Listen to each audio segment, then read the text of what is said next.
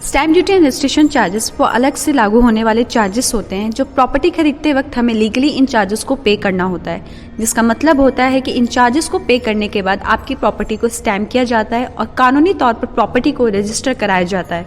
अब बात करते हैं कि इन चार्जेस को कौन कलेक्ट करता है।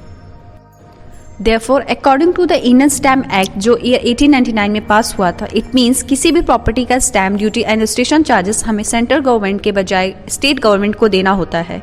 इसका यूज स्टेट गवर्नमेंट द्वारा स्टेट इंफ्रास्ट्रक्चर एंड कंस्ट्रक्शन के लिए किया जाता है। हालांकि स्टैम्प ड्यूटी रूरल या urban families types of housing states के अकॉर्डिंग मेल और फीमेल बायस पे भी अलग होते हैं। डिफरेंट स्टेट्स में स्टैम्प ड्यूटी चार्जेस अलग अलग होता है, बट रजिस्ट्रेशन चार्ज फिक्स्ड होते हैं जिसमें सीनियर सिटीजन्स को छूट मिलती है।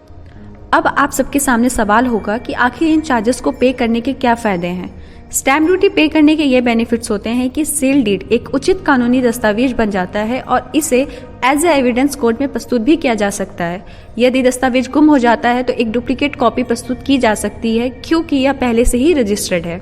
आपको बता दें कि जब भी आप प्रॉपर्टी खरीदते हैं तो इस चार्ज को ज़्यादातर बायर को ही पे करना होता है। रियल एस्टेट में stamp duty sale deed, partition deed और लीज डीड पर है, जिसका मतलब है कि यदि लीज डीड 12 महीने से अधिक है तो इसे रजिस्टर कर स्टैम्प ड्यूटी का भुगतान करना जरूरी है। अदरवाइज आमतौर पर लीज डीड 11 महीने के लिए ही होती है, जो कि नोटराइज्ड मानी जाती है, यानी सभी वेरिफिकेशंस के बाद दोनों पार्टी एग्रीमेंट पेपर पर साइन करते हैं। अगर बात करें दिल्ली स्टैम्प ड्यूटी की तो यह चार्जेस ईयर 1908 से चला आ रहा है और एक मैंडेटरी चार्ज माना जाता है। अगर दिल्ली स्टैम्प ड्यूटी की बात करते हैं तो यदि कोई प्रॉपर्टी पुरुष के नाम पर रजिस्टर है तो स्टैम्प ड्यूटी चार्ज 6% की होगी। महिलाओं के मामले में यह 4% है और वहीं ज्वाइंट नेम पर 5% स्टैम्प ड्यूटी चार्ज है, लेकिन यह केवल उस केस में है प्रॉपर्टी की वैल्यू 10 लाख से कम है। वहीं अगर प्रॉपर्टी की वैल्यू 10 लाख से ज्यादा है तो मेल और फीमेल दोनों को इक्वली स्टैम्प ड्यूटी का भुगतान करना पड़ता है। अगर रजिस्ट्रेशन चार्ज की बात की जाए तो इसकी वैल्यू 1% पर फिक्स्ड होती है। फॉर एग्जाम्पल, दिल्ली में कॉस्ट ऑफ द प्रॉपर्टी है ₹10 लाख की, तो रजिस्ट्रेशन चार्ज 1% के हिसाब से उस 10 लाख का स्टैम्प ड्यूटी चार्ज होगा ₹10,000। असली हम बात करेंगे कि कैसे स्टैम्प ड्यूटी को पे करने के और क्या मेथड्स हैं, तो आइए जानते हैं। The first method is non judicial stamp paper, यानी स्टैम्प ड्यूटी अगर 1 लाख रुपीज की है तो हमें 1 लाख रुपए के पेपर खरीदने चाहिए जिस पर सेल डीड पहले से ही प्रिंटेड होती है।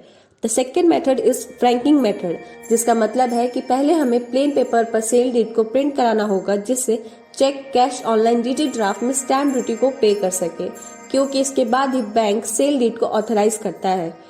The third and last one is e stamping. यह मेथड सभी डिटेल्स को मेंशन करता है जिससे सभी डिटेल्स ऑनलाइन जनरेट हो जाती हैं। उसके बाद stock holding corporation of India के वेबसाइट www.skystamp.com पर जाएं और ई स्टैम्प जमा कराएं।